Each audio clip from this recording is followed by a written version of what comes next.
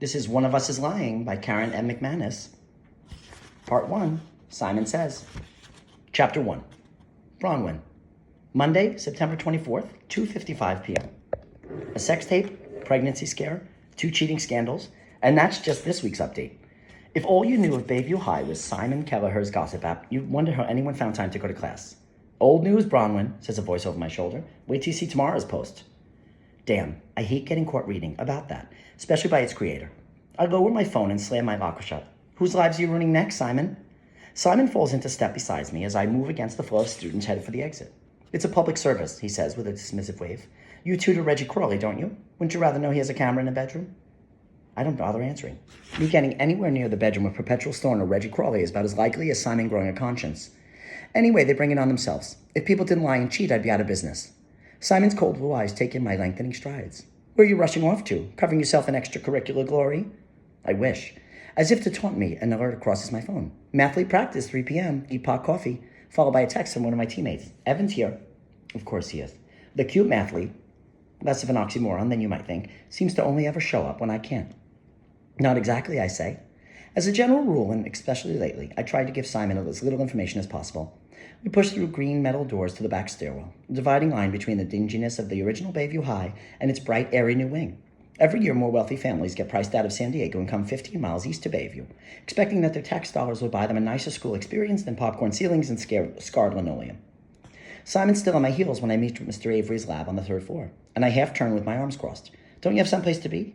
Yeah, detention, Simon says, and waits for me to keep walking. When I grasp the knob instead, he bursts out laughing. You're kidding me. You too? What's your crime? I'm wrongfully accused, I mutter and yank the door open. 3 other students are already seated, and I pause to take them in. Not the group I would have predicted, except one. Nate McCauley tips his chair back and smirks at me. You make a wrong turn? This is detention, not student council. He should know. Nate's been in trouble since 5th grade, which is right around the time we last spoke. The gossip mill tells me he's on probation with Bayview's finest for something. It might be DUI, it might be drug dealing. He's a notorious supplier, but my knowledge is purely theoretical. Save the commentary. Mr. Avery checks something off on a clipboard and closes the door behind Simon. High arched windows lining the back wall send triangles of afternoon sun splashing across the floor, and faint sounds of football practice float from the fields behind the parking lot below. I take a seat as Cooper Clay, who's palming a crumpled piece of paper like a baseball, whispers, "Heads up, Addie," and tosses it toward the girl across from him. Addie Prentice blinks, smiles uncertainly, and lets the ball drop to the floor. The classroom clock inches towards 3, and I follow its progress with a helpless feeling of injustice. I shouldn't even be here. I should be at Epoch Coffee flirting awkwardly with Evan Neiman over differential equations. Mr. Avery is a give attention first, ask questions never kind of guy, but maybe there's still time to change his mind. I clear my throat and start to raise my hand until I notice Nate's smirk broadening. Mr. Avery, that wasn't my phone you found. I don't know how it got into the bag. This is mine, I say, brandishing my iPhone on its melon-striped case. Honestly, you'd have to be clueless to bring a phone to Mr. Avery's lab. He has a strict no-phone policy and spends the first 10 minutes of every class rooting through backpacks like he's head of airline security and we're all on a watch list. My phone was in my locker, like always. You too? Addie turns to me so quickly, her blonde shampooed hair swirls around her shoulders. She must have been surgically removed from a boyfriend in order to show up alone.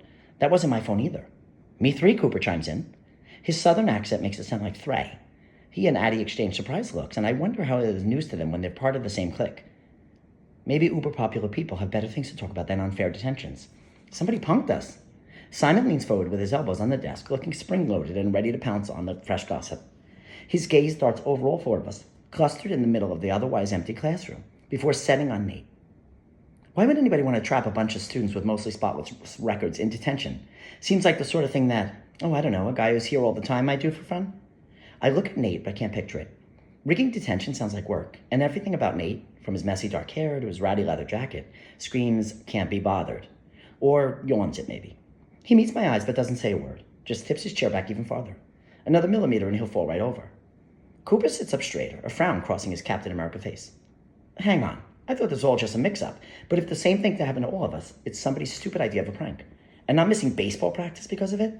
He says it like he's a heart surgeon being detained from a life-saving operation. Mr. Avery rolls his eyes.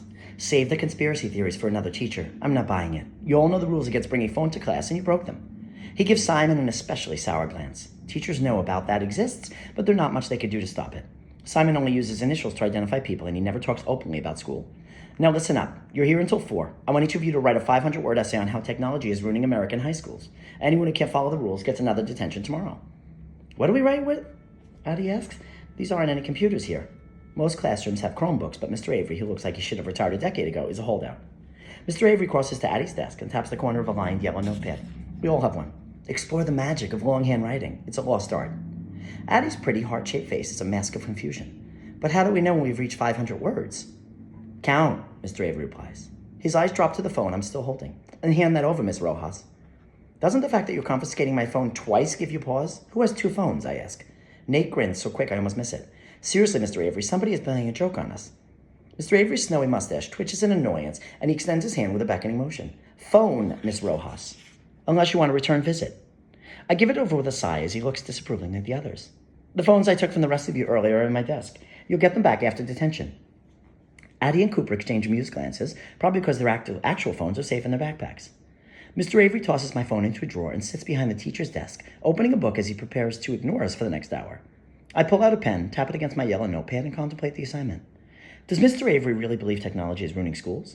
That's a pretty sweeping statement to make over a few contraband phones. Maybe it's a trap and he's looking for us to contradict him instead of agree. I glance at Nate, who's bent over his notepad writing, "Computers suck," over and over and over in block letters. It's possible I'm overthinking this.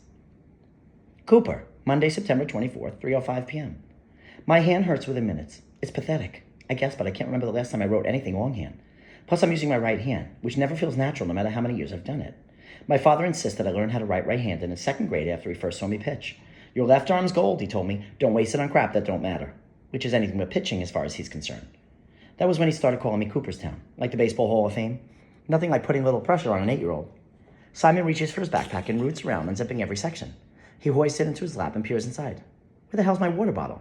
No talking, Mr. Kelleher, Mr. Avery says without looking up. I know, but my water bottle's missing, and I'm thirsty. Mr. Avery points to the sink at the back of the room. It's counter-crowded with beakers and Petri dishes. Get yourself a drink. Quietly.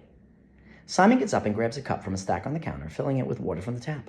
He heads back to his seat and puts the cup on his desk, but seems distracted by Nate's methodical writing. Dude, he says, kicking his sneaker against the leg of Nate's desk. Seriously? Did you put those phones in our backpack to mess with us? Now Mr. Avery looks up, frowning. I said quietly, Mr. Kelleher. Nate leans back and crosses his arms. Why would I do that? Simon shrugs. Why do you do anything? So you'll have company for whatever your screw up of the day was? One more word out of either of you and it's detention tomorrow, Mr. Avery warns. Simon opens his mouth anyway, but before he can speak, there's a sound of tires squealing and then the crash of 2 cars hitting each other. Addie gasps and I brace myself against my desk like someone just rear-ended me. Nate, who looks glad for the interruption, is the first on his feet towards the window. Who gets into a fender bender in the school parking lot, he asks. Brahman looks at Mr. Avery like she's asking for permission, and when he gets up from his desk, she heads for the window as well. Addie follows her, and I finally unfold myself from my seat. Might as well see what's going on. I lean against the ledge to look outside, and Simon comes up beside me with a disparaging laugh as he surveys the scene below. 2 cars, an old red one and a nondescript gray one, are smashed into each other at a right angle. We all stare at them in silence until Mr. Avery lets out an exasperated sigh. I better make sure no one was hurt. He runs his eyes over all of us and zeroes in on Bronwyn as the most responsible of the bunch. Miss Rojas, keep this room contained until I get back.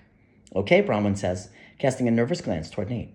We stay at the window, watching the scene below, but before Mr. Avery or another teacher appears outside, both cars start their engines and drive out of the parking lot. Well, that was anticlimactic, Simon says. He heads back to his desk and picks up his cup, but instead of sitting, he wanders to the front of the room and scans the periodic table of elements poster. He leans out into the hallway like he's about to leave, but then he turns and raises his cup like he's toasting us. Anyone else want some water? I do, Addie says, slipping into her chair. Get it yourself, princess, Simon smirks. Addie rolls her eyes and stays put while Simon leans against Mr. Avery's desk. Literally, huh? What you'll do with yourself now that homecoming's over? Big gap between now and senior prom. Addie looks at me without answering. I don't blame her. Simon's train of thought almost never goes anywhere good when it comes to our friends. He acts like he's above caring whether he's popular, but he was pretty smug when he wound up on the junior prom court last year. I'm still not sure how he pulled that off unless he traded keeping secrets for votes. Simon was nowhere to be found on homecoming court last week, though. I was voted king, so maybe I'm next on his list to harass, or whatever the hell he's doing. What's your point, Simon? I asked, taking a seat next to Addie. Addie and I aren't close, exactly, but I kind of feel protective of her. She's been dating my best friend since freshman year, and she's a sweet girl. Also not the kind of person who knows how to stand up to a guy like Simon who just won't quit. She's a princess, and you're a jock, he says. He thrusts his chin toward Bronwyn, then at Nate. And you're a brain, and you're a criminal. You're all walking teen movie stereotypes. What about you, Bronwyn asks. She's been hovering near the window, but now goes to her desk and perches on top of it. She crosses her legs and pulls her dark ponytail over one shoulder. Something about her is cuter this year. New glasses, maybe? Longer hair? All of a sudden, she's kind of working this sexy nerd thing. I'm the omniscient narrator, Simon says. Bronwyn's brows rise above her black frames. There's no such thing in teen movies. Ah, but Bronwyn. Simon winks and chugs his water in one long gulp. There is such a thing in life. He says it like a threat, and I wonder if he's got something on Bronwyn for that stupid app of his. I hate that thing. Almost all my friends have been on it at one point or another, and sometimes it causes real problems. My buddy Lewis and his girlfriend broke up because of something Simon wrote. Though it was a true story about Lewis hooking up with his girlfriend's cousin, but still that stuff doesn't have to be published. Hallway gossip is bad enough. And if I'm being honest, I'm pretty freaked at what Simon could write about me if he put his mind to it. Simon holds his cup up, grimacing. This tastes like crap. He drops the cup, and I roll my eyes at his attempt at drama. Even when he falls to the floor, I still think he's messing around, but then the wheezing starts. Bronwyn's on her feet first, then kneeling beside him. Simon, she says, shaking his shoulder. Are you okay? What happened? Can you talk? Her voice goes from concerned to panicky, and that's enough to get me moving. But Nate's faster, shoving past me and crouching next to Bronwyn. A pen, he says, his eyes scanning Simon's brick-red face. You have a pen? Simon nods wildly, and his hands clawing at his throat. I grab the pen off my desk and try to hand it to Nate, thinking he's about to do an emergency tracheotomy or something. Nate just stares at me like I have two heads. An epinephrine pen, he says, searching for Simon's backpack. He's having an allergic reaction. Addie stands and wraps her arms around her body, not saying a word. Bronwyn turns to me, face flushed. I'm going to find a teacher and call 911. Stay with him, okay? She grabs a phone out of Mr. Avery's drawer and runs into the hallway. I kneel next to Simon. His eyes are bugging out of his head. His lips are blue, and he's making horrible choking noises. Nate dumps the entire contents of Simon's backpack on the floor and scrabbles through the mess of books, papers, and clothes. Simon, where do you keep it? He asks, tearing open the small front compartment and yanking out 2 regular pens and a set of keys. Simon's way past talking, though. I put one sweaty palm on his shoulder, like that'll do any good. You're okay. You're going to be okay. We're getting help. I can hear my voice slowing, thickening like molasses. My accent always comes out when I'm stressed. I turn to Nate and ask, you sure he's not choking on something? Maybe he needs the Heimlich maneuver, not a freaking medical pen. Nate ignores me, tossing Simon's empty backpack aside. Fuck, he yells, slamming a fist on the floor. Do you keep it on you, Simon? Simon! Simon's eyes roll back in his head as Nate digs around in Simon's pockets, but he doesn't find anything except a wrinkled Kleenex. Sirens blare in the distance as Mr. Avery and the 2 teachers race in with Bronwyn trailing behind them on her phone. We can't find his EpiPen, Nate says, tersely gesturing to the pile of Simon's things. Mr. Avery stares at Simon in slack-jawed horror for a second, and then he turns to me. Cooper, the nurse's office has EpiPens. They should be labeled in plain sight. Hurry! I run into the hallway, hearing footsteps behind me that fade as quickly as I reach the back stairwell and yank the door open. I'm taking the stairs 3 at a time until I'm on the first floor and weave through a few straggling students until I get to the nurse's office. The door's ajar, but nobody's in there. It's a cramped little space with the exam table up against the left windows and a big gray storage cabinet looming to my left. I scan the room, my eyes landing on wall-mounted white boxes with red lettering. One reads emergency defibrillator, the other says emergency epinephrine. I fumble on the latch in the second one and pull it open. There's nothing inside. I open the other box, which has a plastic device with a picture of a heart. I'm pretty sure that's not it, so I start rummaging through the gray storage cabinet, pulling out boxes of bandages and aspirin. I don't see anything that looks like a pen. Cooper, did you find them? Miss Grayson, one of the teachers who had entered the lab with Mr. Avery and Bronwyn, barrels into the room. She's panting hard and clutching her side. I gesture toward the empty wall-mounted box. They should be right here, but they're not. Check the supply cabinet. Miss Grayson says, ignoring the Band-Aid boxes scattered across the floor that prove I've already tried. Another teacher joins us, and we tear the office apart as the sounds of sirens gets closer. When we've opened the last cabinet, Mrs. Grayson wipes a trickle of sweat from her forehead with the back of her hand. Cooper, let Mr. Avery know we haven't found anything yet. Mr. Contos and I will keep looking. I get to Mr. Avery's lab the same time the paramedics do. There are 3 of them in Navy uniforms, 2 pushing a long white stretcher, 1 racing ahead to clear the small crowd that's gathered around the door. I wait until they're all inside and slip in behind them. Mr. Avery slumped next to the chalkboard, his yellow dress shirt untucked. We couldn't find the pens, I tell him. He runs a shaking hand through his thin white hair as one of the paramedics stabs Simon with a syringe and the other 2 lift him onto the stretcher. God help that boy, he whispered. More to himself than to me, I think. Addie's standing off to the side by herself, tears rolling down her cheeks. I cross over to her and put an arm around her shoulders as the paramedics maneuver Simon's stretcher into the hallway. Can you come along? One asks Mr. Avery. He nods and follows, leaving the room empty except for a few shell-shocked teachers and the 4 of us who started detention with Simon. Barely 15 minutes ago, by my guess, but it feels like hours. Is he okay now? Addie asks in a strangled voice. Bronwyn clasps her phone between her palms like she's using it to pray. Nate stands with his hands on his hips, staring at the door as more teachers and students start trickling inside. I'm going to go out on a limb and say no, he says.